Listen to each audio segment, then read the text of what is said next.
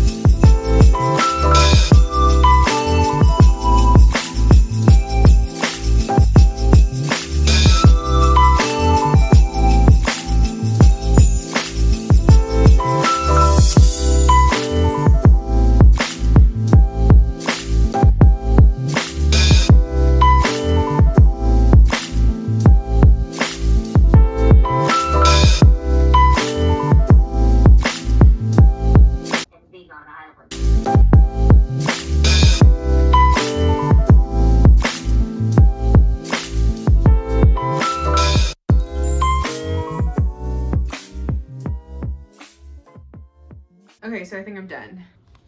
So right now I'm actually in French class, but I want to show you before I join. This is what it turned out to be. I ended up putting all of the outerwear things. So this is the vest, the jackets, denim jackets, blazer, cardigans, sweatshirts, and pullovers. Those are all on red warm hangers because you need them to stay warm. Then for the bottoms, I just put here, I just have one pair of shorts, 3 skirts, and 1 long pants. I just put them in the middle. And then I went from sweaters to actual shirts with collars to normal shirts to t-shirts. And then I have tank tops. And for tank tops, you can actually hang multiple on one hanger because they don't really take a lot of space. Then at the end on the dark greens, I have my dresses and then rompers. And I put them on the end so they don't actually hit anything on the bottom. And at the very end, I have the slip dresses that I also put on a red hanger. Here I have the belts that I sell. On top, I have the purses. So I have a Victoria's Secret, a Coach purse, and then a small handbag. I have one paperboy hat. These are my accessories like cufflinks and stuff that I sell. And then here are my makeup brushes. Then on the bottom, I have a tub with the shoes that I'm selling. And then the things I still need to take pictures of. Once I take pictures of those, I'll hang those up. And then I have boxes in here to use for shipping. I have bubble wrap. And then I also have a light that I use for pictures if I ever need anything. These are shirts that I bought for a few dollars. And I ended up sewing them and then cutting them on the bottom to make this trend. And then I have some swimming suits over here. I'm not sure how I'm going to store them yet. These are actually really short to hang. So I think I'm just going to end up folding them and putting them on the top. So that's how I ended up organizing my Depop shop. If you do have a Depop shop and you're just starting out, I would definitely recommend organizing everything and knowing where your inventory is. It's just really helpful and it's a lot easier to take pictures. And sometimes people ask you questions about stuff, so it's easy to get to measure things or check the tags or anything. So I would definitely recommend it. This is not the only way to organize stuff, but it's definitely an easier way to organize stuff, and it's better than having it in your closet. Good luck with your Depop shop and make some money. Like and subscribe.